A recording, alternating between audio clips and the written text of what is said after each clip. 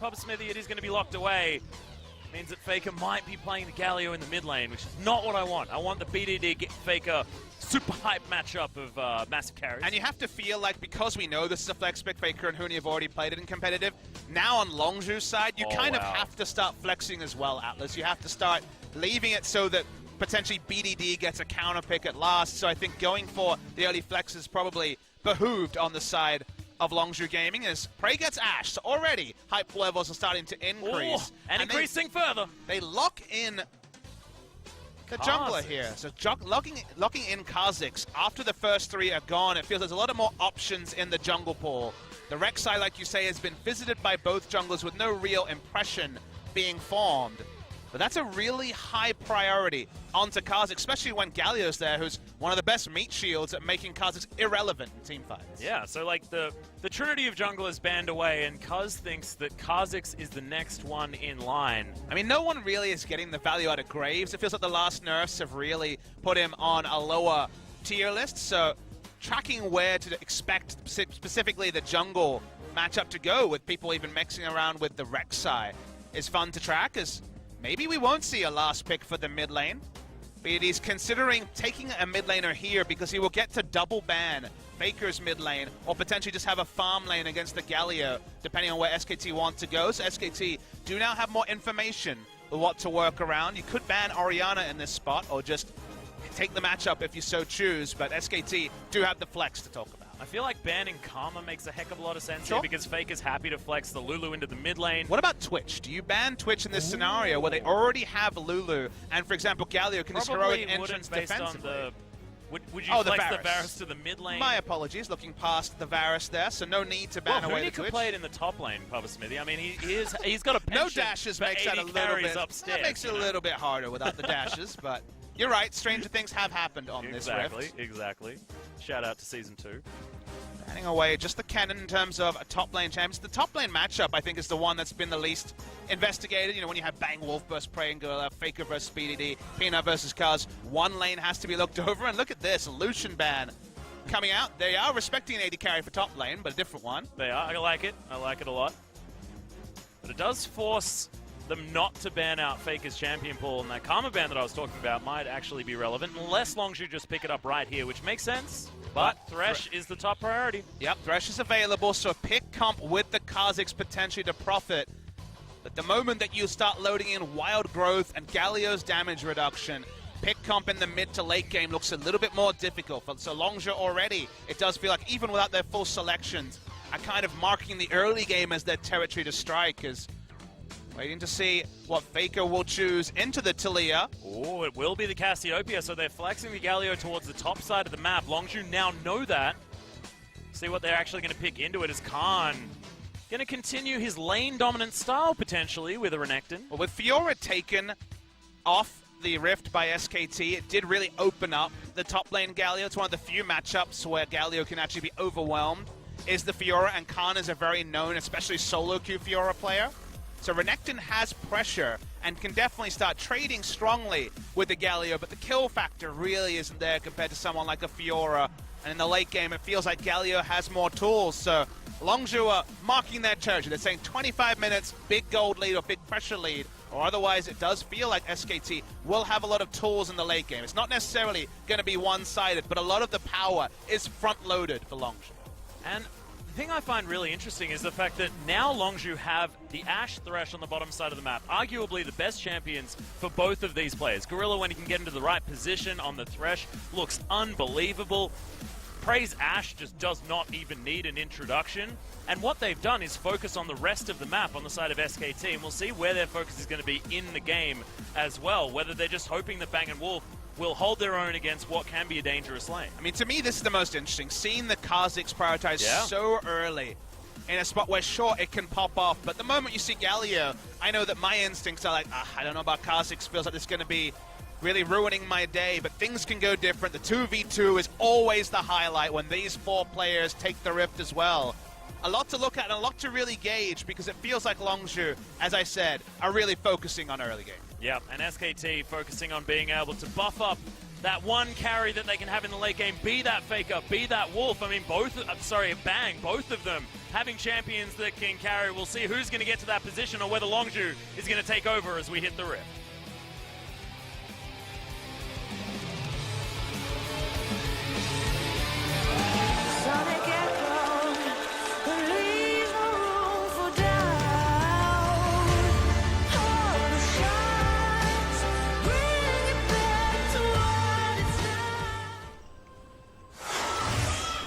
And SKT gets aggressive wards on the blue side, it ends up making jungle pathing more predictable and thus promotes farming. And if you look at the two junglers, Graves is certainly going to be the happier of the two to make that farming happen, as Cuz is potentially going to get Raptors stolen away, so he backs off. But none stolen. Yeah, he's able to at least lock down all of them. And BDD gets some free time here with this minion wave. So again, SKT forcing this trade of information does benefit them, given the jungle matchup, because Graves theoretically is more likely to get the farm matchup to 6 that he's looking for. Yeah. Well, largely unharassed is Peanut as he moves around his jungle. He's going to ignore his red buff and head over to his blue side of the map, making sure that Cuz isn't able to steal that one away. Cuz just knows there's a ward, so he started to walk towards enemy blue, thinking he was going to potentially opt into vertical jungling, but thinks better of it, and we can see that Graves is going to go straight to blue, so smart move from him. Was that a mind game, though, to make sure that Peanut does move over that way? Because, of course, vision was shared on both sides. I like your thought line, the next levels. Always the potential when you have great players on the Rift. Bang and Wolf harassing a lot. Of course, range advantage certainly there as BDD and Faker fighting this one out. The Twin Fangs really forcing the Talia off the wave. And big regen advantage. Faker went Corrupting Potion against Doran's Ring. That means the BD will have to burn through one potion to even get half health and a second one to be topped off. Actually, playing this lane out quite intelligently. I like that, using the slice to get out of the Winds of War. Basically, there should never be a time where the Winds of War should both harass Khan and push the lane. So it's all about managing your minion wave to be able to get harass in, punish Galio, whether he chooses to wave clear or whether he chooses to harass and try to get the trades in there with no resources. So Khan has more options in this lane, and you can see he's gone super aggressive. He's gone keystone-wise for the Fervor, so he's definitely looking for those all-in trades and the amount of procs you get from the W especially. The Battle Crocodile. It's amusing how 2 times ago we saw Faker just dominate people as the Cassiopeia, and then the grand final against G2 was on the feeding end of the case, so Maple and Perks had different Cassiopeias to deal with, but Faker's Cassiopeia inspires fear from the best of us. Certainly does. I'm a little bit frightened here, and I'm actually just casting him, so it's not even going to be a problem. As Cuz discovered in his jungle, he's done a full clear, just has the Gromp to go. That one's going to be sorted out. Full clear versus full clear, advantage SKT, so the early game has kind of played like we mentioned. No early ganks for Cuz, and Gray's farming away.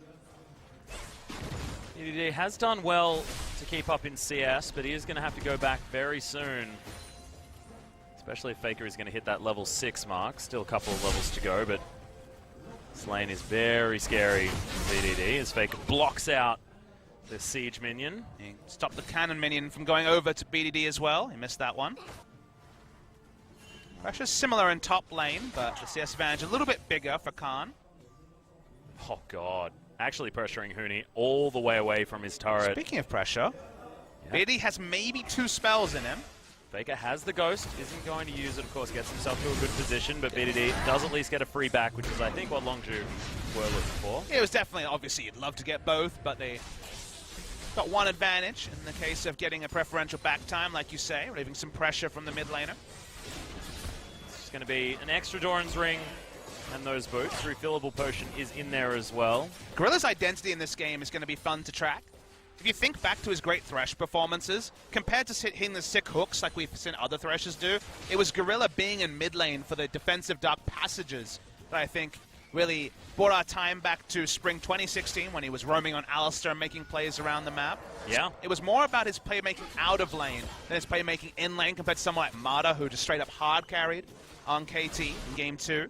So, will he get afforded the space to leave lane, leave prey alone, when it's Varus Lulu from Bang & Wolf? You know, Lulu's very lane-focused.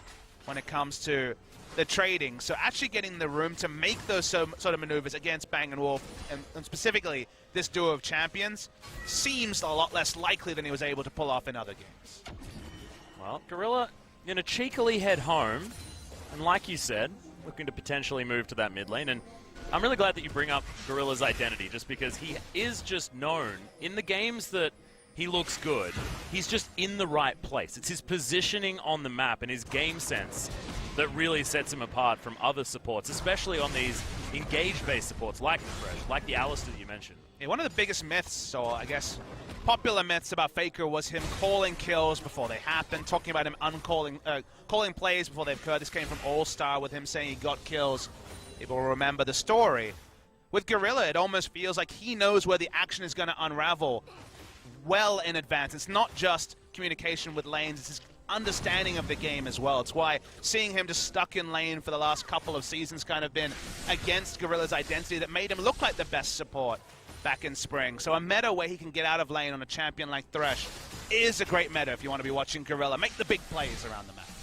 Excited to see what he can make happen as he's moving towards the mid lane now. BDD taking control back here in mid. Now that Faker's come back with a tier, not a lot of battle stats on that one, so the extra Doran's ring from BDD helping him out. And this lane's all about push and leave for BDD, as a faster push advantage. Lulu and Graves in mid lane. BDD has the weave as well, can actually use it defensively, I believe, in time, as Wolf possibly out of position, but Gorilla not going to find the hook.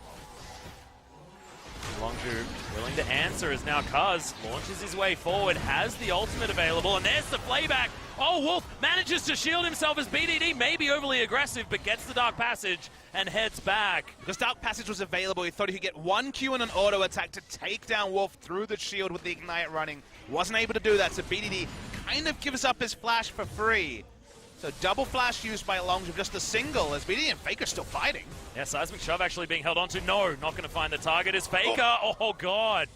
BDD respecting the turret like he should, but that was so close. Standing up and being accounted for, taking the trades. Faker famously never going to be fast on the trigger figure with the flash.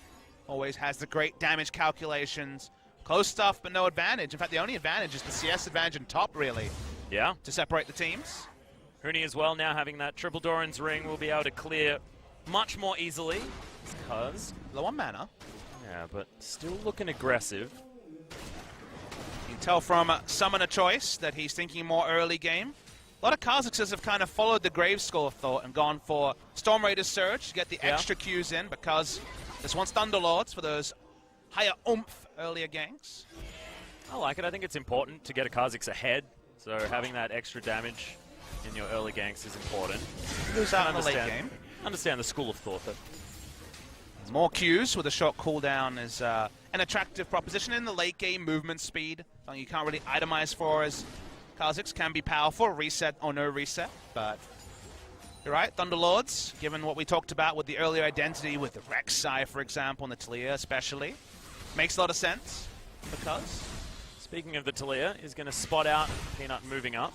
One thing to definitely compliment Longzhu for is their vision, especially around that mid lane. Look at those control wards flanking BDD. They don't want to let Faker get any sort of advantage as the hook lands onto Wolf. Arrow is there as well as Prey, getting a lot of damage down with the Q. The heal's there, but the auto attacks are going to give the first blood over to Prey.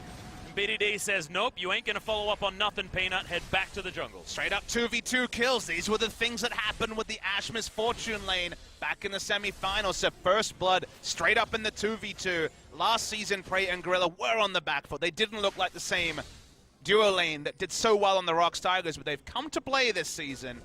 Now they pick up the sort of lead that this comp desperately needs. Oh, Faker actually didn't know Cuz was there. Gets the passive down.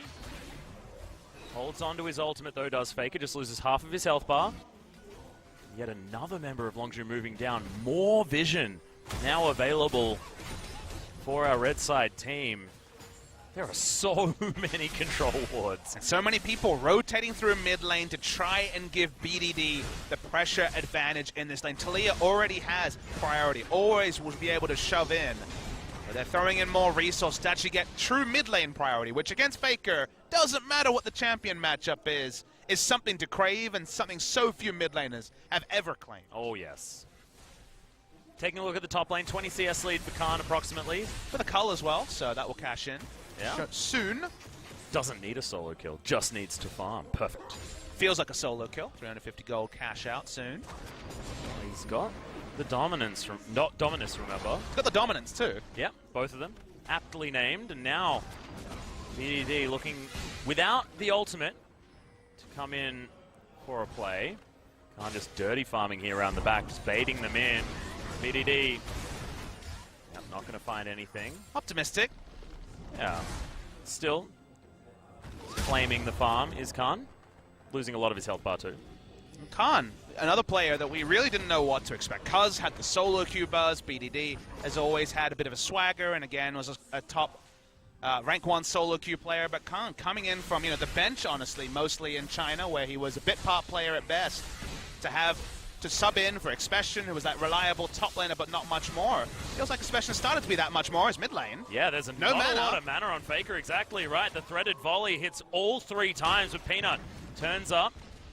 BDD still wanting this one. Arrow's going to land on a wolf one more time. Good play from Gorilla. Lands the hook all too easily. No chains of corruption are going to save you from that one.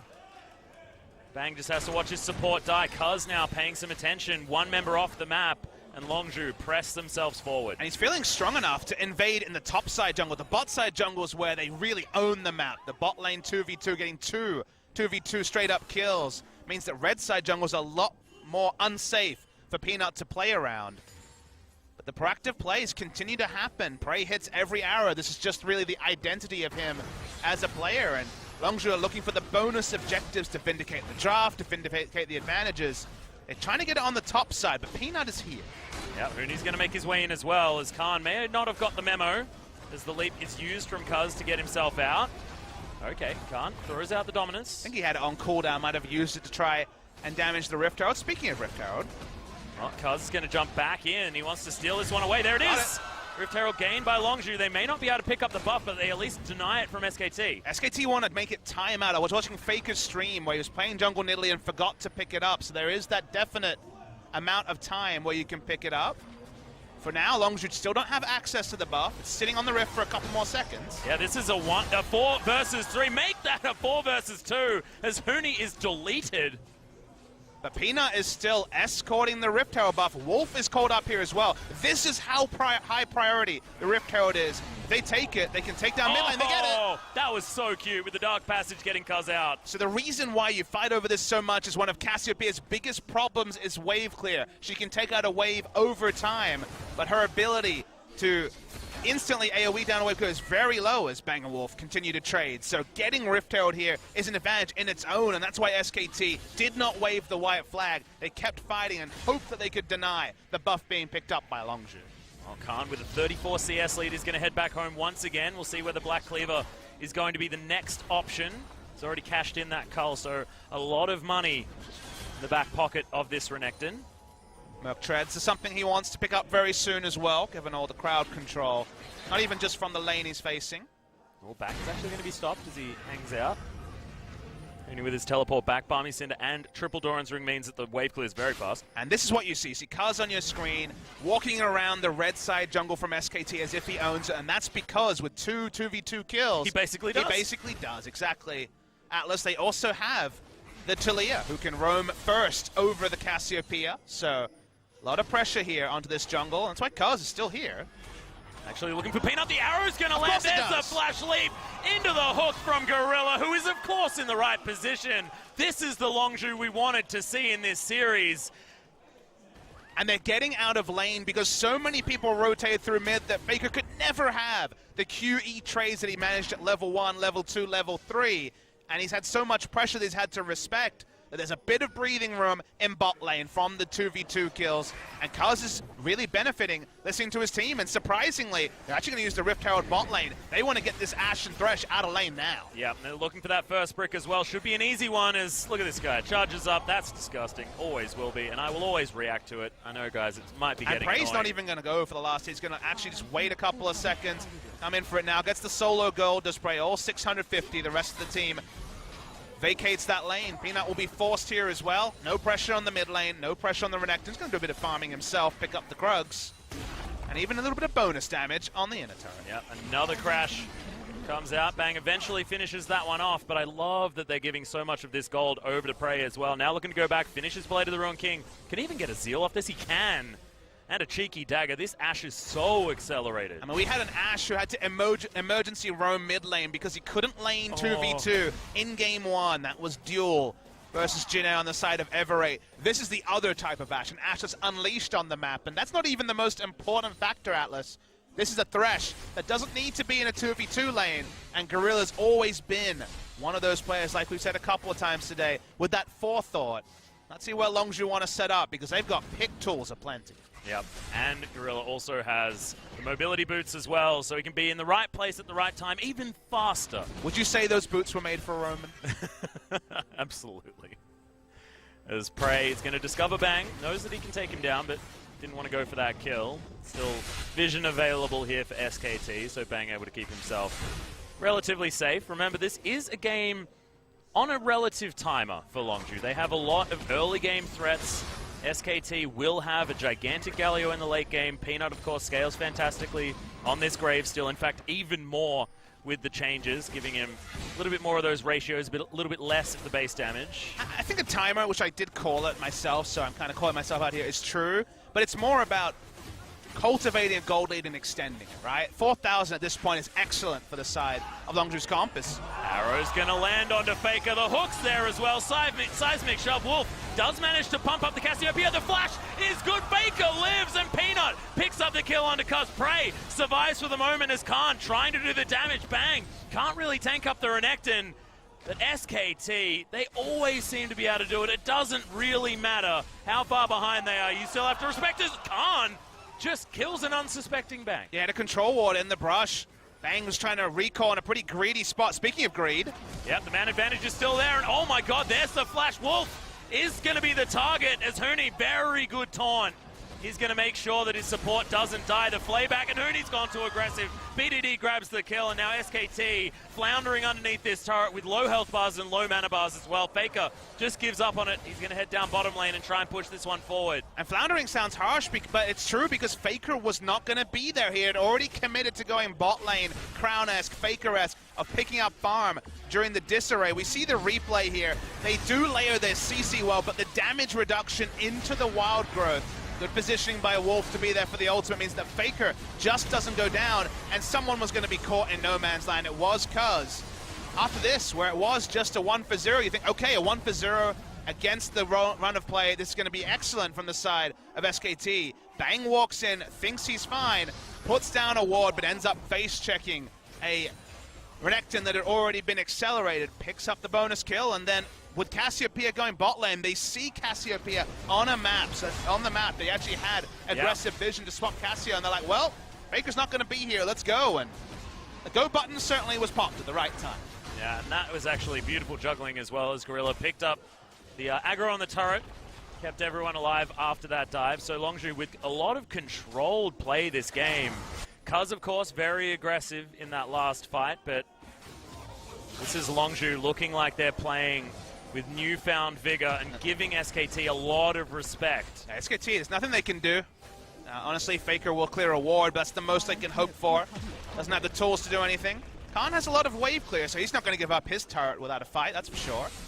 And look at how far ahead he is. All of a sudden, 60 CS is the gap between the Renekton and the Galio. 60 CS plus a Cull Cash, and it's actually going to be huge difference here. Got kill and 2 assists as well.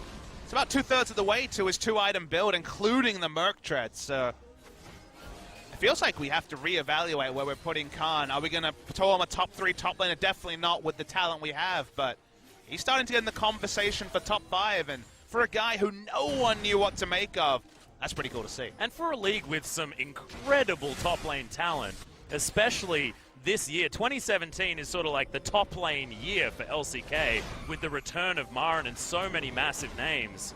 And Smeb is probably the one of the top 3 that's going to have to start proving himself because, you know, I'll sit here and give that old adage every time it fits the narrative, you know, form is temporary, class is permanent. Well, his form over the course of 3 games has been pretty woeful, so he definitely gets the reprieve when it comes to top 3 for, you know, 3 matches, 5 matches, 6 matches, but at some point when you start getting closer to double digits, you kind of lose out on that sort of reputation. So while Khan is building up a reputation, Smeb needs to start playing to him, but that's for another day.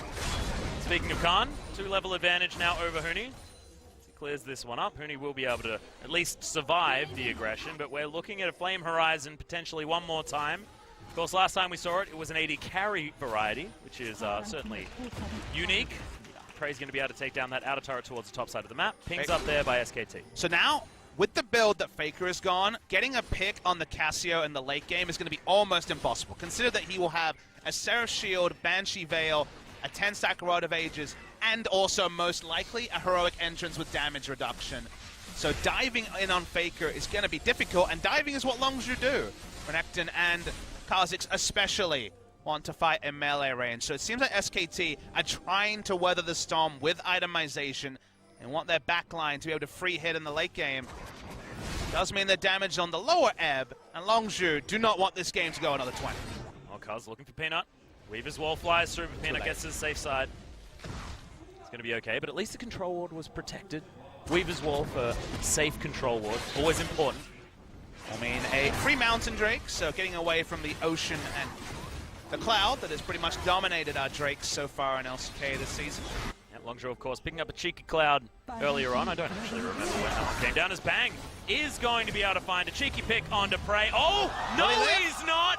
Collateral damage, not even at the right range, as Wolf picks up the kill somehow. Minion damage. He dies to Ignite. They were trying to auto-attack on the minions to stay alive. Doesn't have any lifesteal, or at least enough lifesteal with the Blade of the Ruin King and Hurricane to survive. Just about pick up a pick, but probably not enough to start the Baron, which is the objective SKT really want to stabilize the game. Yeah, but they are going to be able to at least get an outer turret towards the top side of the map, given the man advantage that they have accrued.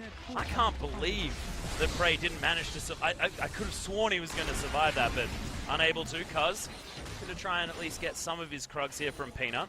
His wave is going to crash towards that top side. And a slight failing of the vision that Longzhu should have been praised for earlier on in the game. Prey is going to get caught out. I mean, they've had great vision, but I think it's more on Prey acting around one area that was pretty blank for Longzhu. Faker was in the top lane. They were setting up vision, SKT in the top half, trying to ensure that no Baron happened. We saw a Drake being soloed on our screens. You can infer that SKT is playing around the other side of the map when Drake is a free objective for Longzhu. Prey didn't play respectfully and got taken down in his position as he deserved to be. Yeah. And of course, bot side of the map was where Longzhu had focus, just to make sure that that Mountain Drake did go down in their favor. So intelligent work putting that one down early, as now Huni taking minimal damage, given the fact that his armor total is gigantic. And now the things start to unsettle, because it feels like Longzhu need to make the right moves around the map, given the kill pressure is almost absent. Speaking of plays around the map, and Weaver's wall. Didn't spot Talia, but not going to lead to anything too consequential there for Longzhu. Okay, thought that something was going to go. He had the sweet zoom at us again. Prey is going to get caught out, but Dark Passage is there. QSS saves him from the Chains of Corruption. We'll be able to lifesteal back up as well. Bang actually going for the Phantom Dancer's second item on the Varus, wanting to focus on single target picks, as there's the Weaver's Wall to come in and deny any wave clear that isn't the piercing arrow. Collateral damage is going to deal with it though. A wave clear from downtown, but using an escape, more damage ability is still something. Khan has to flash. Yeah, actually gets out of the way the Justice Punch. Tanks up everything else, but it's going to be fine. It's on Longzhu, keeping up the pace. 5,000 gold lead, hasn't grown much from where it was 6 to 7 to 8 minutes ago. And while outscale is perhaps not the best work, because SKT don't have the Veins and the other strong carries in the late game, the build from Faker and the teams in comparison, you know that Longzhu needs to stay 5 to 10 to 15. They need to continue growing to make this comp work in the late game. Yeah, the Galio, of course, will be that front line that they're looking for as well. So as far as front-to-back team fighting is concerned, they certainly have that going in their favor, even if Huni can't necessarily do too much battle with Khan's range. He can walk up to Khan, clear the wave, and leave without dying. And maybe that's enough to really diminish Renekton, who's not known for his team fight power. Cassiopeia will peel away from him. Varus has tools as well. It's going to be frustration for Renekton to do much in team fights. And he's going to be caught. Yeah, Bang looking for the Chains of Corruption there as well, waiting for the slice, but just throws it out anyway. Dominus comes in. He wants to try and get something back from this. Bang takes a lot of damage, but not enough. And now Longzhu considering the Baron. So they move over, at least clearing out vision from this one. We've got 40 seconds on Khan, who is level 16 on this Renekton, so that death time are quite large.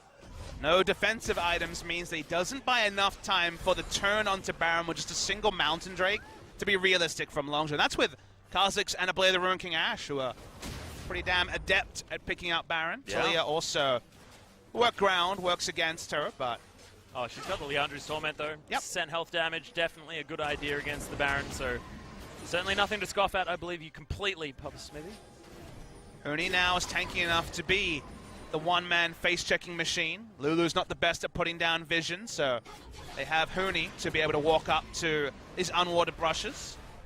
Does mean that he's not split pushing though. Yeah. Yeah, upgraded Spike Rack here for Cuz. Heading forward, I believe that's Q and W, who is playing at home. Certainly is. See whether he upgrades the ultimate as the final one, which has been the Kha'Zix idea of late as far as evolutions, which I find weird because I love getting those resets as Cuz. Okay, just going to break some Banshees. And the vision here is also very important. Yeah. W providing vision, slowing and breaking spell shields, like you say, is important. Little hook, no flay to be found from Gorilla though. Yeah, and Prey did slow down his build in terms of damage, no sign of armor penetration or an Infinity Edge just yet. Means that auto-attacking onto a Galio isn't a frustration game for him. All right, now here's Longzhu's big play. They're starting the Baron as the Renekton shows in bot lane. So far, no vision for SKT. Yep, Weaver's Wall is going to come in. Only to block one off entrance now. Yeah, any potential attackers, but this Baron should fall down. Cuz has a heck of a lot of damage. That's going to be it. The smite comes in. Peanut throws out the collateral damage to get out of there, but Prey has to use the QSS very early. Does escape as Gorilla throws the box down. Perfect placement, and that's a free Baron for Longzhu. And really good stuff from Longzhu Gaming, given the comp, given what we were seeing, and Renekton struggles to actually make his lead and items work in team fights. They had to make a play like that work, so credit to them. Understood their window. Around 25 to 30 minutes was really the end of their peak of efficiency, and picking up the Baron is big. Look at the Mountain Drake, although... Oh, Peanut. Watch the teleport. Fadeaway comes in, but Peanut will get stopped by Khan. Okay, not quite enough. Dark Passage gets the Crocodile out. And now, can Longzhu get themselves enough turrets to snowball this lead into something that SKT cannot get over? SKT did basically waste a quarter of the Baron buff, starting up a Mountain Drake and taking it down. Obviously, Longzhu would have loved to pick it up, but the contest there does actually shave some time off the Baron buff power play. They have to recall, go and buy the items to behoove the Baron being taken. And for now, Minion Wave's in a great spot from the perspective of SKT. They pushed out top, they're pushing out bot lane, and we've already mentioned that Huni can do that largely in the face of Longzhu. It's going to be a lot on the picks here. Prey's definitely an Ashe to trust the arrows of, but Ashe arrow target's starting to go down. They need to first get the spell shield off of Faker, and then diving in with heroic entrance, Lulu. Picks that were possible in the early game are getting harder and harder, so let's see if Longzhu can make a Baron power play work, because for now, everything's looking pretty steadfast for SKT. Yeah, it's almost like Wolf is the only target. Wolf and Peanut, the only targets really is... We managed to steal away a red buff, but Bang gets caught out slightly. Arrow's just going to find him there as Cuz heads over, but they do not want to jump on top of Faker. Hook goes wide. The flash used from Bang to make sure that doesn't land. You'll notice that Bang held on to his QSS. He saw there were no threats coming in, so didn't blow it early. So maybe crucial in a fight if one breaks out in the next few seconds, but Bang had to flash at the end. Yeah, good heads-up play. Now BDD going to be dealing with this big top wave, and so far this Baron buff has done virtually nothing as far as structural damage. Apart from that bottom side, as Prey getting some cheeky autos onto Peanut. One auto attack on that inner turret. As there's the flash from Faker, just dodging out of the way of the hook there, as well as Prey's gonna fall. And this is the Faker that we wanted to see in this series. It may also be the turning point in the game, outplaying Prey. Prey tried to stand up, but Faker knew he did not have flash. Not enough space was built with the Dark Passage, which was on cooldown. Faker saw it already be used. So the Baron buff not contributing to much. Faker, he wants more kills. Jumping around the side, there's the heroic entrance just to make sure that this is not a fight that Khan can win unless he takes down Wolf. Slice and dice, makes it out with the Dark Passage. Outplays upon outplays, Papa Smithy. But think about it, did that outplay buy them a lot? Now, BDD shows it bought them something. With the Baron buff, was able to get an inner turret, which is more than Longzhu were able to claim for the great majority of this Baron buff that's just about to time up. They still take the turret, really nice fancy moves from Khan, but if they need fancy moves like that to trade up in objectives, I think SKT is just fine. Yeah, I feel like it too, and it's always an SKT series where even if they're behind, you feel like the longer it goes, the higher their chances of coming out with a victory is. Let's have a look at this again. So this was really cool. Khan instantly respecting the heroic entrance, turns on to Wolf. Wolf walked up, ult's not going to be enough to take him out. The flash away from the punch and then into the Dark Passage was just beautiful mechanical play from Khan. So watching the backside of the mid lane. This will be a second objective after the Baron buffs, but still in the same passage of play from Longzhu. Good to see as Khan, he's not really interested in Huni anymore. Well, all the inner turrets are going to fall down. Good stun gets Huni away from that Weaver's wall. But SKT, I mean, he is going to be that big tanky member. Can they actually get the pick? They are going to be able to as Huni falls down. That's the front line dead. Hook lands onto Faker. Seraph's Embrace keeps him alive, and they pick up the kill onto Gorilla. But can Bang be taken away from this one? BDD flashes forward. He's got the Qs, gets the double kill as Bang falls down. Yeah, trades up, but they don't have a minion wave to get any more, so SKT still continue to end on a sliver in terms of keeping their base up. Breaking the base is so important for Longzhu to buy them the space to get the fights they want later, to get the advanced vision to claim something like a Baron later in the game. Surprised how fast Galio died. I think it's because he was low on the magic resist, and B just kind of obliterated him with his first round of damage. Right, doing just fine himself. Void Staff and the Mortal Reminder have been completed, Papa Smithy, so possibly Longzhu now with enough damage to get through a tank. They do more damage to Faker and Huni, that's for sure. Going these item builds will struggle a little bit at doing the Infinity Edge-esque damage to Peanut, Bang, and Wolf, but you kind of have to choose between your vices, and fighting front to back is probably what Prey is going to have to do. He's not going to be skipping past any tanks to damage but the back line, so that's where the Mortal Reminder comes in. First Baron buff was the real thing that cemented Longzhu as being competitive in this game. The second one, they'll be able to set up around soon. They need control wards for. 3 can be placed at one point. Right now, as Gorilla, BDD, and Cuz all have access to control wards. Once again, SKT getting their minion waves in order. Something that we compliment them on almost every single time we see them on the Rift. And it saved their base that last time around. I mean, no minion waves in order to push down these inhibitor turrets, anything like that, even after picks on the side of Longzhu. Now to set up for this Baron that's going to be coming up in a minute.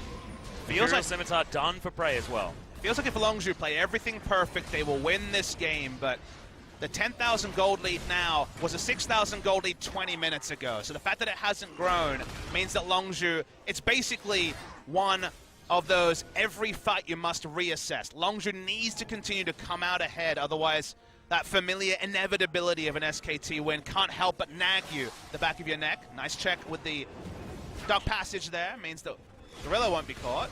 Khan's on the backside, but he is spotted. He should probably clear that ward. Yeah, probably. Huni's going to make his way in as Cuz is just going to steal that one away. There's the Weaver's wall. They set this one up. They're looking for Huni once again. He will have the redemption for the extra heal. Justice Punch gets him out, and in goes Khan, but might need to take that Dark Passage to get out. Huni is just going to heroic exit from this fight, and oh my god, Cuz just going to be destroyed. Petrifying Gaze does hit onto Cuz. He goes down. No smite for 50 seconds. Let's see how SKT plays around that. Longzhu's first objective is to push out the mid lane, then get vision down, because every time a jungler is the only person to fall at 35 minutes, the what-ifs start to open, as I don't think that Huni knows about that positioning, but maybe he did.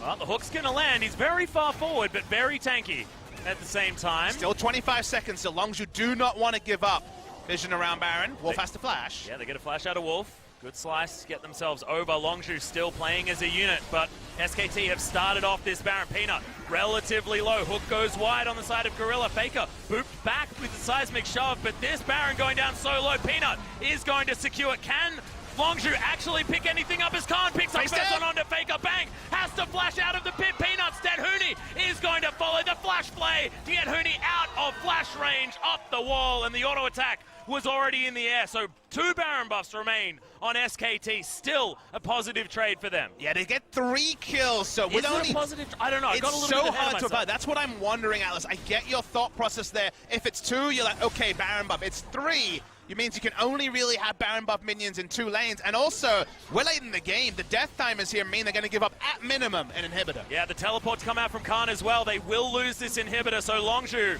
proving me wrong most certainly. 18 seconds on Faker.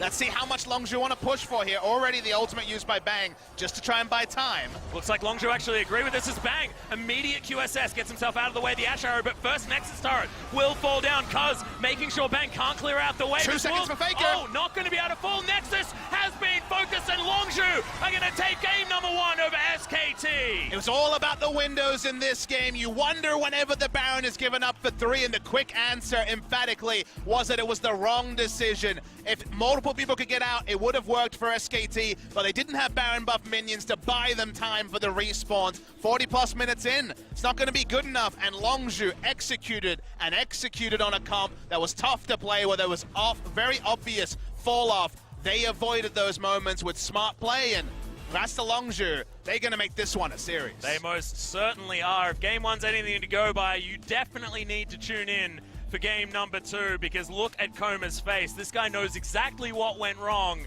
and you can bet that SKT will have answers in the next draft. SK Telecom will need to regroup. I don't necessarily think their draft was a problem, but Longzhu played to their win conditions, and SKT ended up giving up more and more. The gold lead was always there from the early game and continued to grow. So super exciting to track where we go in the draft from here, because there's going to be adaptations. That means that power is going to be left up in the draft. Most certainly is. And look, when the 2 Baron buffs were still retained by SKT, they managed to take down the Baron. I thought that that could be an opportunity for SKT to get back in, but that's because I assumed that they always have their minion waves in position. This time, Longzhu had actually prepared that mid wave and got to capitalize. Very hard to prep your minion waves against an early game comp that's had to push for the majority of the game and take Baron. Those 2 things are kind of counter objectives. To get both, very difficult. They weren't able to claim that. They rode in, the Baron buffs weren't enough to stall anything, and they went for the assertive finish. It was about 25 seconds when they started to kill the inhibitor, and you wondered, could it be the stall? The emphatic answer was no. It most certainly was. But ladies and gentlemen, we are going to have a short break. When we get back, SKT are going to fight back against Longzhu Gaming in what will be a tumultuous second match in this series. Don't go anywhere. Pick that one up for any sort of first pick. Don't want to play the Syndra dance as it is. Now, if SKT were on blue side, they would actually force a Zac ban out of Longzhu. SKT have been banning Zac on blue and red side largely. We all know that Blank is a Zac player, but given that he's on red side, will not have the chance to first pick it, and thus they have to ban it. Galio going to be the second ban here. Not going to let Faker or Huni flex that one. Or Wolf, of course. How many jungle bans will we see? Because Elise is definitely in Cuz's wheelhouse. That will be banned as well. Maybe the sort of game where Lee Sin is left available to both teams to potentially pick. Does SKT just go 3 jungle bans? I think it's unlikely. I don't think Cuz's Lee Sin is on the level of his other 2 junglers. It's a possibility. I think starting to be a bit more remote one. Still a respect ban to Huni. They don't want to first pick Rumble for Khan. He's a champion he can play, but not necessarily a master of it, like some of our other top laners in Korea. Of course, lacking to get Khan one of these good matchups where he can use his lane dominant style. It And worked out for them in the last game, and it is going to be the Trinity bans for SKT. Korean players have said this is the top tier of jungle champions available. Zac, Elise, and Lee Sin. And that triggers Longzhu to go very early with their jungle choice. They will first pick the Kha'Zix after first rotationing it on red side. Does mean Thresh is left available, and your choice of Ashe and Varus, which seem to be the go-to AD carries for these 2, but Caitlyn is also in the discussion. We need to have a Thresh pick up here from SKT. It feels like, in my mind anyway, because otherwise Longzhu get the free Ashe Thresh rotation, keep their solo lane as a secret till the last round, but it's not how SKT want to play this one out. So if you see a Thresh taken on the side of Longzhu, that means that Tahm Kench will almost certainly be taken at this last pick on the red side, and that's going to kind of be the push and shove. Wolf is an excellent Tahm Kench player, has been in and out of meta, but how can you not take Ashe Thresh here? I mean, it's available. Ashe, yeah. There's almost no reason not to. People will wonder how Prey got access to Ashe again, but they've really focused on Cuz, which is kind of an impressive thing for your very young rookie jungler to be drawing 3 jungle bans. Well, that were the first questions that we had for Cuz, was the fact that he was a relative non-factor in their first couple of games here, and wanting to really create a name for himself, and he certainly managed to do that in their BBQ series, where he managed to pick himself up a lot of incredible performances. Almost undying, I believe, if I go back and have a look. Yeah, in the games that they won, Cuz was actually not taken once. So either 306, 408. Either it's Tahm Kench here, or you pick a mid laner and start banning mid laners if you're SKT. So they're considering their options, and in fact, they will go top lane, so they're kind of going against the grain here. We'll see how much Longzhu puts into banning the Tahm Kench, given that it's such an obvious plug-and-play champion for SKT. Given they've locked in both Gragas and the Kennen, expecting one of those to go top lane, of course, and probably the jungle Gragas from Blank. Again, showing the way he differs from someone like Peanut. So expected to be Huni jumping on to the Kennen. I wonder if Khan's been playing any Lucian in solo queue. Shall see. In only moments. Not going to be playing the Jace though, as that one's going to be banned away. LeBlanc as well, away from Faker. Now SKT, balls in their court to round out their bans. It is going to be the Lucian, so a lot of respect actually given to that counter pick. Lets you know what's going on in solo queue. Looking at a lot of OP.GGs, and a lot of top laners were playing Lucian. Mid laners were already playing Lucian. So putting into perspective how much of a counter matchup the Lucian versus Kennen is, that Khan draws the same level of respect, and there is the Tahm Kench ban. Try and open up the pick power from the Ashe and the Thresh. Braum is available, though, and would still be a decent replacement for the Tahm Kench. Of course, the Zyra there as well for the Varus Zyra lane if they want to go to it, but Talia also available. Talia blind, take it into BDD. They don't have a magic damage jungler, so the threat of someone like Zed is lower. Kassadin could definitely be taken in this spot, does very well post-6 against Talia, but maybe they don't want to give up that pressure, and hey, is BDD. it time to go into the reverse matchup for BDD? It is. Not yet. Not yet.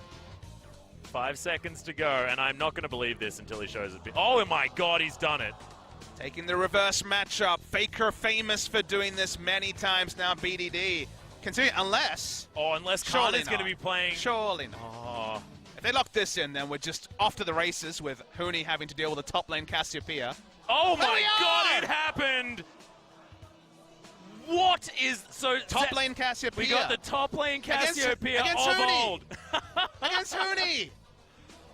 Oh. Where we wondered where they were going to find AP damage, they find it in the top lane, trying to bully out the Kennen. And then the famous Zed pick from BDD against Faker on the Talia. Good matchup for the Zed. The hype levels couldn't really go much higher than Game 1, Atlas, but you're going to have to find another octave, because we've gone to Silly Street and the pick and ban, and Longzhu are getting creative. This is not Silly Street. This is genius, Papa Smithy, and I've always wanted to see this utilized, just because we always talk about trying to find magic damage in a different lane so you can open up BDD's champion pool, which has a lot of these AD assassins in it. Cassiopeia is another option that we just haven't really seen that much. Just gotta tilt him, Atlas. That's what you gotta do. Just gotta tilt him. I'm just so excited.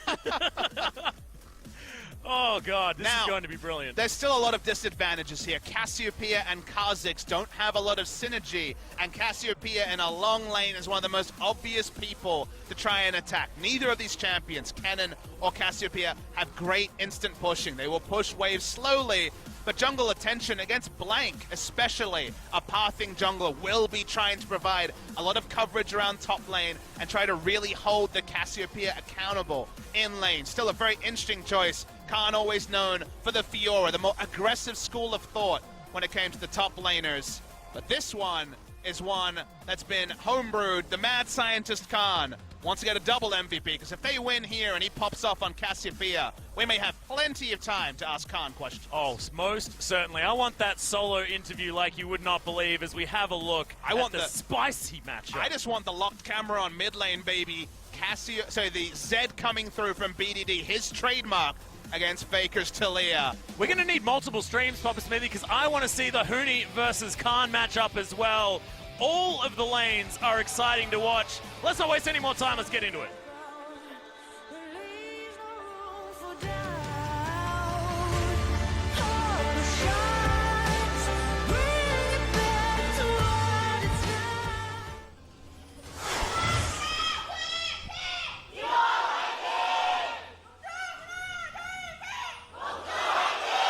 Atlas, it took a week and a half, and we already have a finals feel here at the Seoul E Stadium. Somehow, 2 games into SKT versus Longzhu, it feels like the playoffs are already upon us. For some reason, the playoffs have gone best of 3. Feels bad, man. But everything else is super hype. New picks, innovation, SKT losing game 1.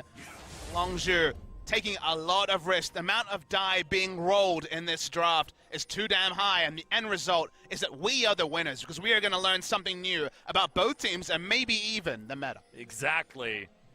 And deep vision actually going down. SKT was spotted as a 5-man unit. They've actually stayed here, the bottom side of the map. You can see Cuz hanging out towards the top side. We'll see whether he heads down towards that Raptor camp, but it looks like everyone is going to back away on the side of SKT. Very different warding pattern. Remember, we noticed how SKT forced there to be a trade of vision in game 1 to try and make jungle pathing more predictable. Different spot here. There are a lot more places where information is incomplete, so very interesting to track whether they can shut down Cuz, who power farmed his way to happiness in game 1. They're going to go for the late contest, but we know Gorilla's here. Yeah, Gorilla, of course. Spidey senses often tingling. It provoked another ward to be put down, so that's 3 wards down on both sides. Weren't able to contest here in game 1. Blank sticking around, so a smite battle seems pretty inevitable. And this lane's actually going to be difficult for BDD early on against Faker. Sure. You can see the threaded volley already pushing BDD away from even experience range, as Cuz taken a while dealing with these Raptors. And what Blank is doing here is he's buying a massive health lead and then leashing the red. Every time these Raptors releash, Cuz gets lower and lower and lower. He's going to get information here, Blank. Cuz can't stick around. This is not the sort of heads-up play you can make. Oh, no. Yeah, he's going to lose Raptors. There's nothing he can do. And he might even just get solo killed by Blank as well. The flash comes out. He hops his way back, smites the Raptor. What was that? That was an escape plan when things got really bad for Cuz. Now it's flashy. He gets out, but he's going to be multiple camps behind. And Kazic is not an invading jungler at level 2 or level 3. So basically, SKT decide, let's shut down Cuz. 3 bans and then a level 1 strategy. End result is that Khan is left on an island against the Kennen, though. So that means he's happy to be very happy to push in, and it does relieve pressure in the top side. So Khan is the benefactor from his jungler taking one for the team, because it's going to be rough jungle pathing for Cuz. Oh, certainly will be. Has managed to take down the Wolf camp, and now will head up towards the red buff. His smite is back up as well, so should be able to successfully steal this one away with the help of Cuz as well. Yeah, Cuz was able to push up, so they... Khan, as you say, was able to push up, so they were able to contest the enemy red. Does mean that mana is going to be dumped into the red buff that Khan would rather have for laning. Cassiopeia does have good mana sustain from just being able to last hit with Twin Fang. But again, not ideal, but something's got to give when you're trading objectives around the map like these two teams are. Praying Gorilla, a little bit behind Fang and Wolf, once again shoving out with this Lulu and Varus lane. Exactly the same matchup as we saw in the last game. We'll have that shove early on the side of SKT. I'm just smiling and watching every time Huni has to deal with top lane Cassiopeia. After he was such a jerk with the top lane Lucian. When the narratives overlap with the games, the hype levels through the loop. Can Cuz actually kill this Gromp? My first instinct is no. Oh no, the heal comes up. Okay, W cooldown might be enough. There it is. Whoa, that was exciting. Leaps on it. He's going to be able to get himself back. So as Prey once again just scouting out exactly where Blank is. Oh, Hook can go slightly wide. If you're wondering what type of cannon we'll be seeing, because of course no information has been granted yet, and Marin's been playing with the AP cannon in recent games, when you see Fervor of Battle, that's a pretty sure sign that it's going to be the AD cannon. The AP cannon took Thunderlords every time Marin run it. Ooh, Faker actually getting Thunderlords. Trying to figure out how to get that into verb form. That was difficult. We got there. So decent harass back here from BDD. BDD staying within 10 CS just fine. Yeah. For the mid lane, Doran's shield buff in full display. Poison means that Huni has to get the hell out of that matchup. Experience going to mean a lot. We can see that Zed's still very far away from 6. BDD, yeah, waiting for it though, and if he hits that level 6 without... It's a long way away. Yeah, that's true. Faker's always been a great judge of experience in the mid lane. He's going to fake it back. He's going to stay in lane, just against tier. Not a lot of power being added as...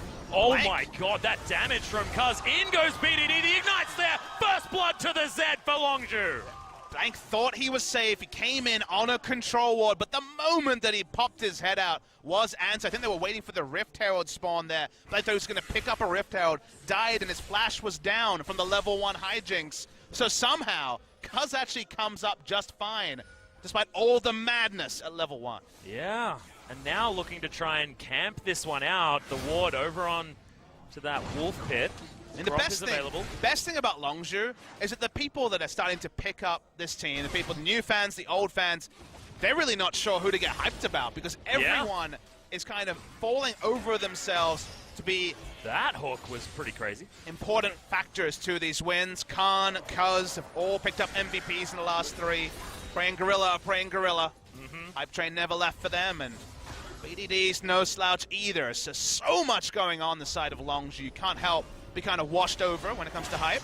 Well, hook is going to land. There's a Dark Passage to get Prey in here if he wants it, as Wolf being taken down so low. Prey deciding to respect the KT bottom lane a lot by not taking that Dark Passage. 4 summoners up, polymorphed. Yep. Chance of picking up the kill was only really a 50-50 if he committed the flash, and guess what? I believe they also saw Blank walking down with that ward. Oof. There's something about taking your advantage and getting out without having to expend anything.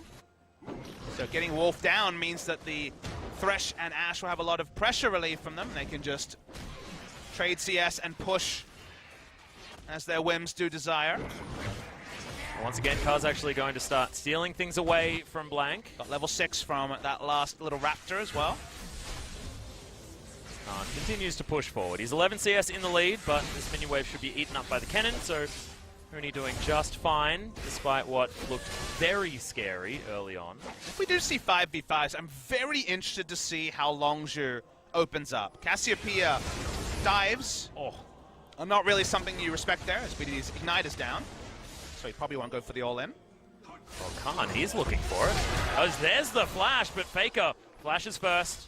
Khan unfortunately revealed himself a little bit too early. But now you wonder, is that trade better for Longzhu or SKT? Because now Cannon's going to be top lane with minimal vision against him and potentially can just all in onto the Cassiopeia pretty confidently. They know that Gragas level 6 as well. Cassiopeia is a sitting duck in top lane with no flash, but you could argue that Zed having Ignite up soon, he'll be happy as well. Sorry, I got a little bit excited about the Ocean Drake. I know no one ever really gets excited about Ocean Drake, Papa Smithy, but with the Cassiopeia in the top lane, the extra regen could actually be relevant as Cuz is going to be able to solo this one down. The mana regen, like you say, is going to be happy days for him.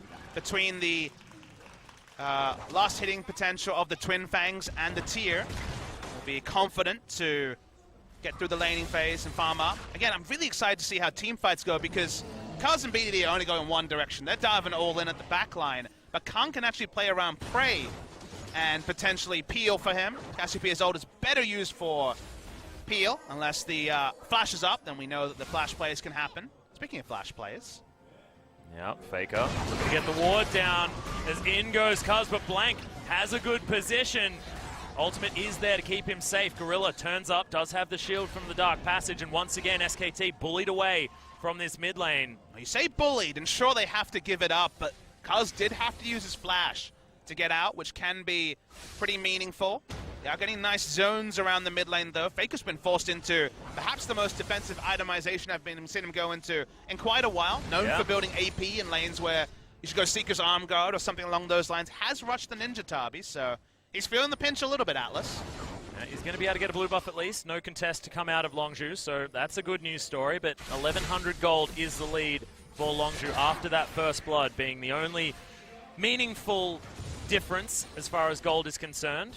Huni will be going Wits End against Cassiopeia. Makes sense for the lane assignment, but if you break a turret, send Zed into a Wits End cannon, that's only going to go in one direction. So the build path for Huni here is actually going to be really tricky. You really want to get ahead, build Blade the Ruin King, and then just kind of hope for the best in every scenario, but wants to be able to crush the Cassiopeia. If the rotations are as on point as they were by Longzhu in Game 1, it's a sort of thing that can be exploited. Well, so far a lot of vision being pressed towards the bottom side of the river here for Longzhu. As there's the Deathmark going down onto Blank. Ignite's there, but it's not going to be enough to kill him. But bullied out of his jungle and doesn't have to worry about the Gragas anymore, so still important. Didn't have to use the flash though, did Blank, so that is good news. Flash Body Slam still available to Gragas. And Ignite is down in the window where Faker doesn't have flash, so the all-in from mid lane will probably not be a reality either. Especially with no flash on Kaz as well, to try and get that extra little bit of damage as Faker avoids a turret shot. Still threads the volley on top of BDD. Being 12 CS down on a Zed, when the matchup only gets better for Zed in the 1v1. Arguably when the ultimate is up, but still. Zed will be happy to find himself in a CS advantage. Things have been a lot more even in bot lane. A lot of the successes for Longzhu were after the 2v2 kills. Two of them came in during the laning phase, and from there, the Ashe and Thresh unleashed their CC and initiation on the rest of the map, and we knew how that went. But a lot more control this time around. There's a chance of corruption. Arrow is going to come down in response. They CC him for days, and Prey can't even take the lantern to get out. Good pick from SKT. And that was with ultimate still on cooldown from SKT. Have to invest the flash, but still, exactly what they were looking for. This time, it's a kill on bot lane. Can't call it a 2v2. Blank was definitely the most important factor in that regard, and they want to get first brick this time to SKT. Only two members here currently from Longzhu. Well, Gorilla, see whether he decides to do any funny business with a Dark Passage and a hook. Looks like this turret will fall down in favor of SKT. And it feels like for the first time, SKT will be able to get a gold lead in this series. Does mean that if Zed goes to a side lane now, it's going to be without pressure rather than having taken a turret and try and take advantage of that pressure. A lot of different things you can do here. I think for now, they'll just keep standard lanes. They kind of want Prey to have a Blade the Ruin King before he eventually does move into the mid lane. Although, we could just stick Cassiopeia mid lane and go against the magic resist stacking cannon. And I thought that might be something that they decide to do. Yeah, switch it all up. Khan just going to move towards the mid lane as BDD pops his Ghost Blade. He's looking for Huni. Not going to go for the Deathmark just yet. Oh no, there's the flash. He really wants this kill. Deathmark damage. Will it be enough? There it is. Gets himself out. Perfect calculation by the Zed. And Huni certainly knew that the jig was up instantly. Flash ulted to try and get out, but the flash in-turn there from BDD already had enough damage with the Ghost Blade. Khan's actually in vision from what I could see there. Less tricky than he realized. The mid lane's very different to top lane. That's that was okay, the Khan. minion vision as well, so. Just not used to the lane, you know? Yeah, that's true. That's true. This is a top laner. Parading around as a mid laner. What's been happening with the lane assignments recently, Atlas? Second time that we've had complete chaos. A Freak of Freaks, of course, sending Marin mid lane on the Fiora versus Galio. Ruining our scoreboards. Feels bad, man. Yeah. And Crow having a great time on the Kassadin top. And now Cannon's like, now Cannon and Huni in particular is like, damn it, I've got a wit's end. Yeah, and now Khan's like, well, now I found Faker who's got so much armor, it's ridiculous. And he doesn't care. He's just building towards his Rod of Ages, having no qualms at all. It feels like everything's working in favor of Longzhu as we hit about the 15-minute mark. And actually get some notable advantages. And SKT does have control over the red side jungle in much the same way that Longzhu on red side have had control over SKT's jungle. They got the first turret.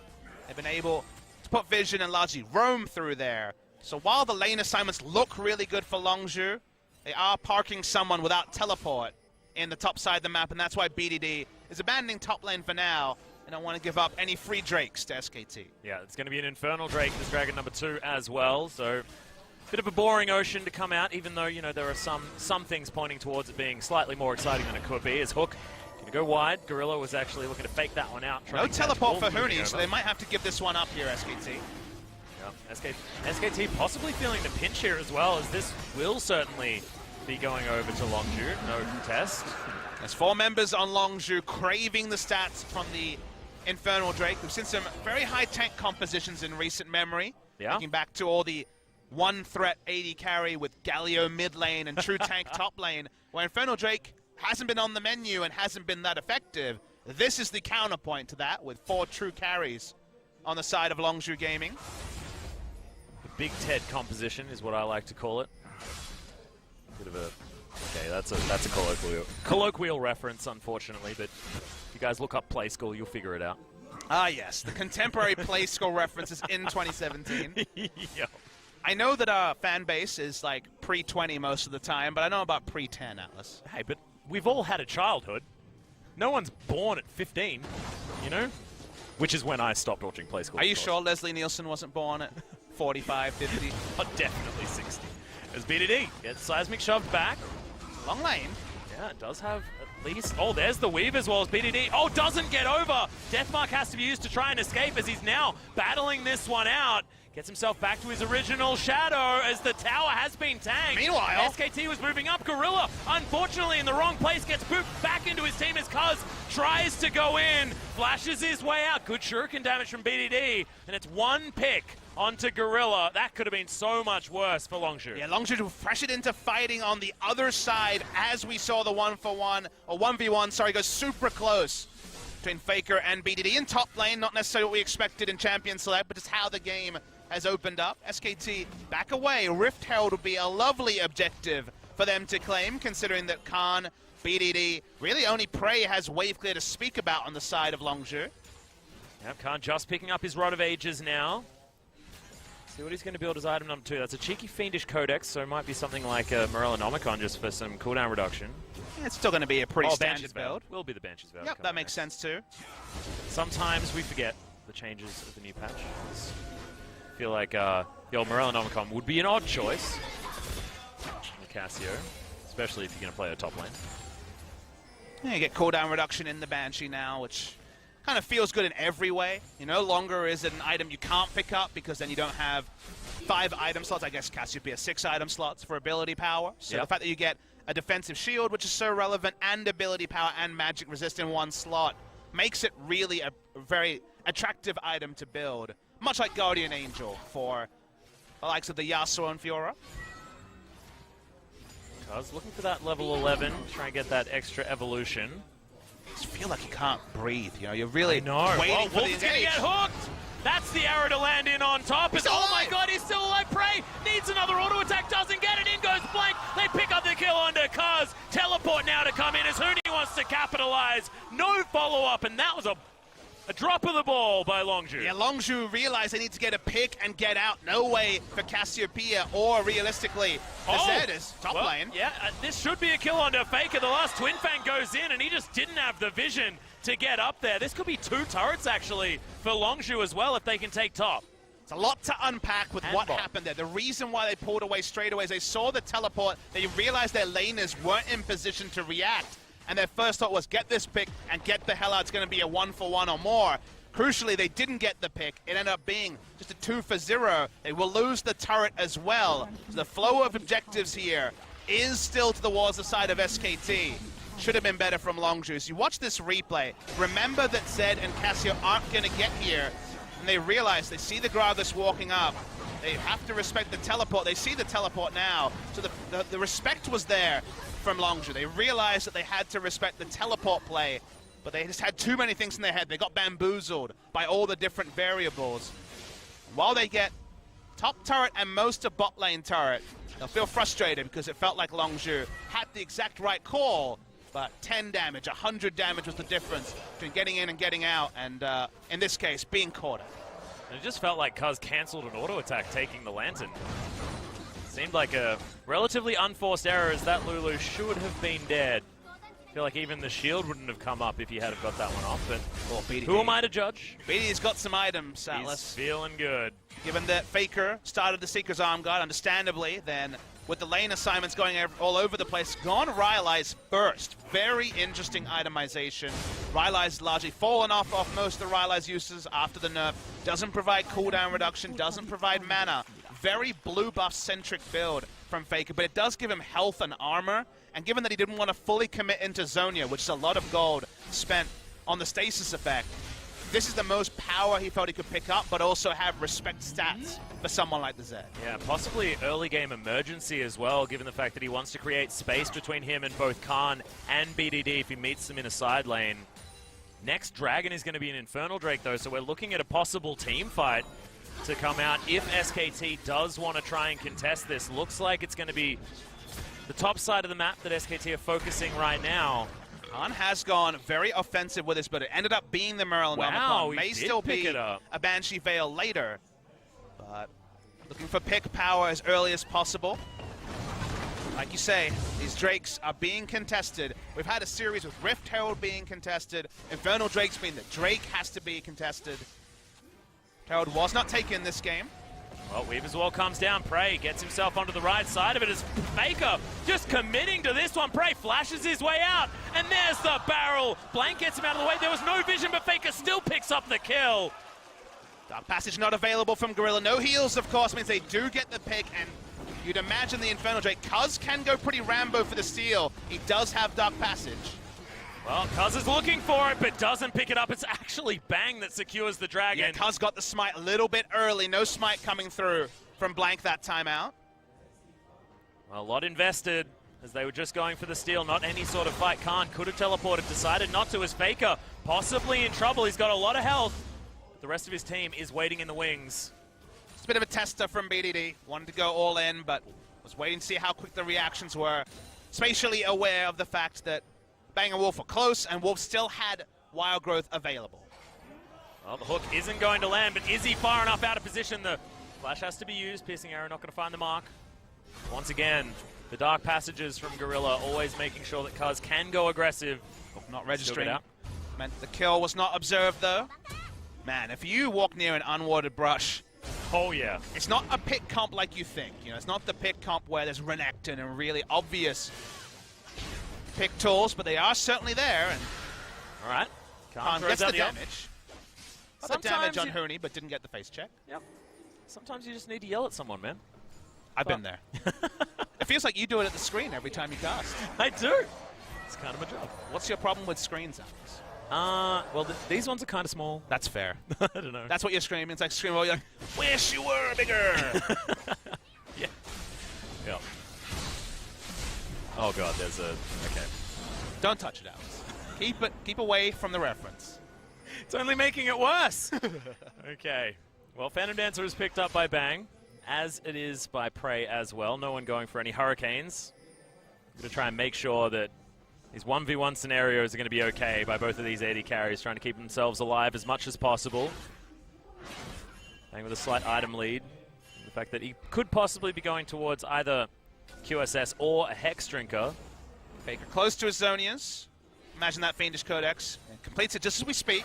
Yeah, nice. So suddenly he's less susceptible inside lanes. Now, if it's a long enough lane, Zed can still have kill pressure. You just basically get in there into melee range, start autoing, and even if you don't use ult, Zonya's going to have to be used at some point. Longzhu now not with the lead that they had in the last game. Of course, it was still very close at this point last time around, but Longzhu need to find an avenue back into control.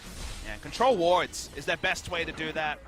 They have a very good pick comp if Thresh is hitting hooks, and to make that happen needs to be with vision disadvantages, needs to be playing around objectives. So the more wide SKT can make this game, i.e. the more they can make them play 3 lanes and not have to respect the pick power as much, because Longzhu's comp is just so much weaker in the open.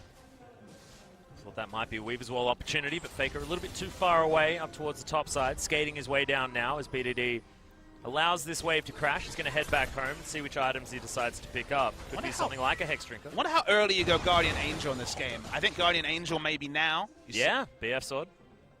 BF Sword. It could still be the Duskblade, which is a very powerful choice for the Zed, but Duskblade or GA, depending on scenario, seems to be the likely pickup. Picked it up in his last game as well as... That was an arrow just landing on the blank. It was. I was glancing down at my sheet of paper, and of course an ultimate gets thrown out. Scouting arrow. So that one happens. Hawkshot was on cooldown and doesn't have Scrying Orb either. Needs to utilize drastic measures as, yeah, Prey is going to get potentially caught out. As that minion needs to die.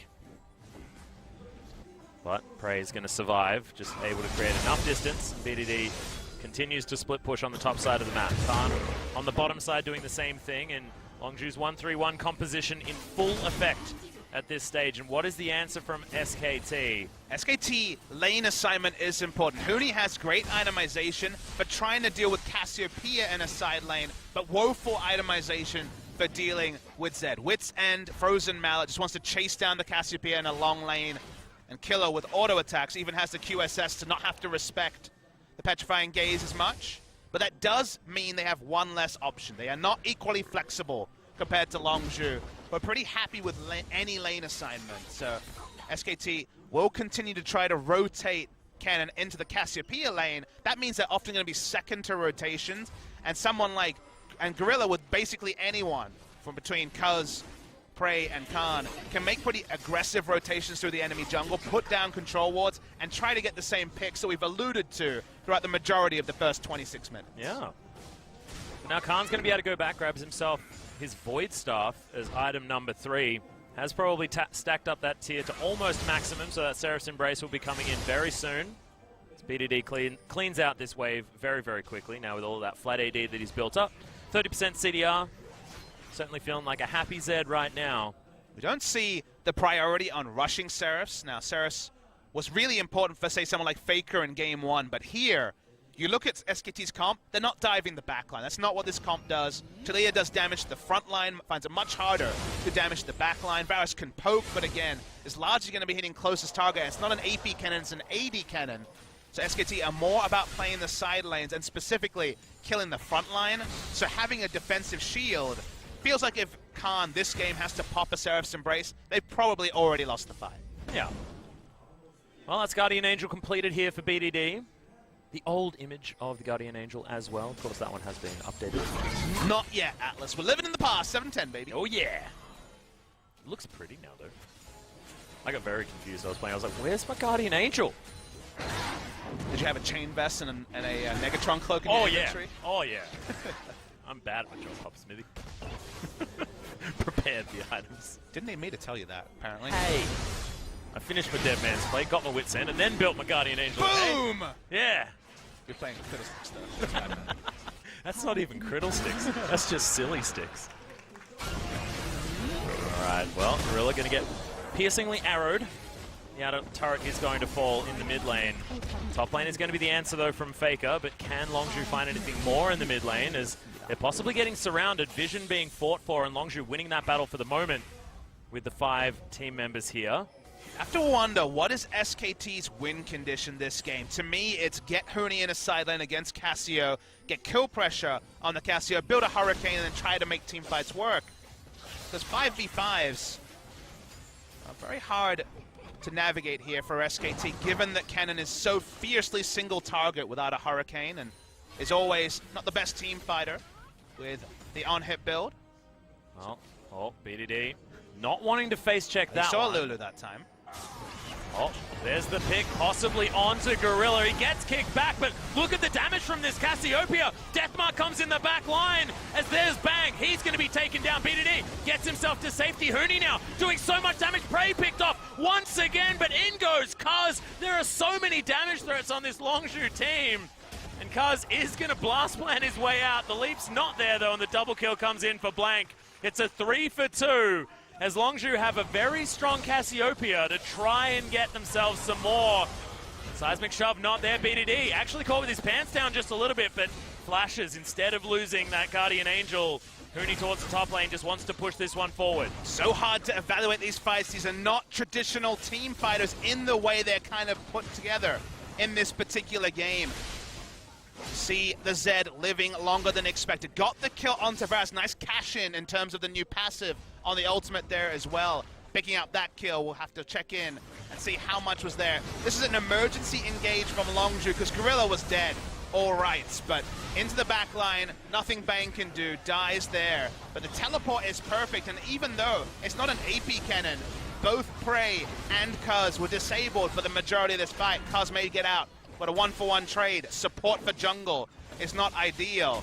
Just so strange to see a team fight where, at the end of it, Kennen and Zed are still alive chasing down members, because everyone's kind of built for split pushing and picks, not necessarily the team fights. Speaking of being built, Huni doesn't have teleport. Yeah, there's no teleport, so we've got 5 members strong of Longzhu, and look at the damage onto this Baron. They've got a Mountain Drake. There's the hook, and it is going to be a slightly late QSS onto Bang. Blank wants to try and steal this one away, but Cuz, he backs out of this one, doesn't want the 50-50, and SKT still have this Baron leashed.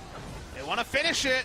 Cuz, can he actually get in here? He will have the leap. It's going down so low, but they want to try and get him out of there. It is going to be Blank that secures it, but there was no vision, and SKT grabbed themselves the Baron buff. Yeah, the control wards there was so important from SKT. No real re-engage. Prey goes for a cheeky recall, not going to get it. Another death comes on, piled onto the list.